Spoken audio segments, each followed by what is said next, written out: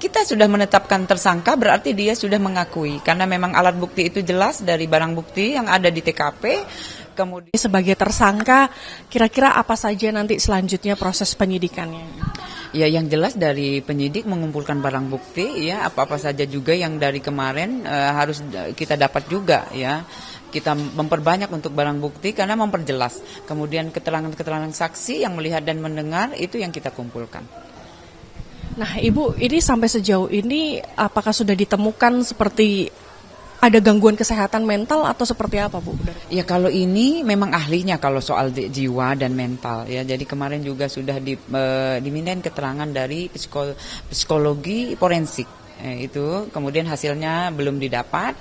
Tapi untuk sementara ini kalau kita melihat anak yang berkonflik dengan hukum, kemarin kita minta keterangan bisa menjawab, ya. Jadi sudah mulai tenang dari pertama kita diamankan, ya, ke Polres Metro Jakarta Selatan dengan dia berdiam, kemudian juga seharian dia menangis. Lanjut besoknya besok harinya dia sudah bisa berinteraksi seperti biasa.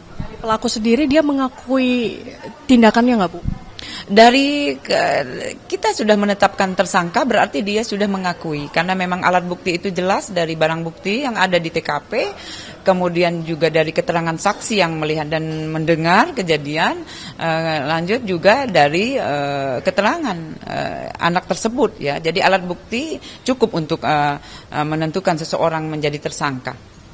Nah, sampai sejauh ini dari pelaku sendiri ada sempat menanyakan kabar ibunya nggak, Bu? Iya, betul. Jadi kemarin setelah dia sudah bisa diajak bicara dan dia menanyakan ibunya, kemudian dia menangis, ya. Itu yang kita memang harus memperlakukan dari seorang yang melakukan kejahatan di bawah umur dan di atas 18 tahun memang.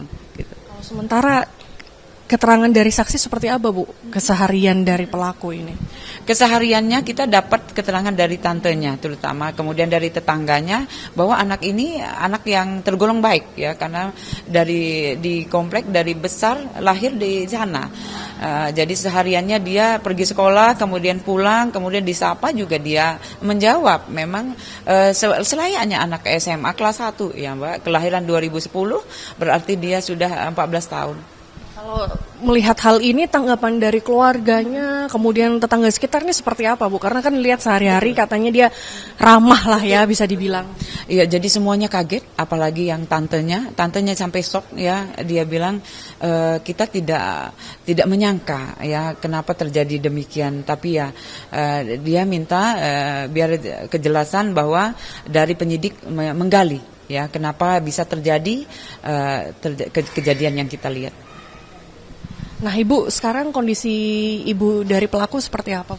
Kondisi dari ibu kemarin dilakukan oleh Rumah Sakit RS Fatmawati operasi, ya, tindakan karena memang penyelamatan. Kemudian kemarin setelah itu masuk di ICU. Untuk keadaannya sudah berangsur membaik karena sudah sadar, namun kita belum bisa berkomunikasi.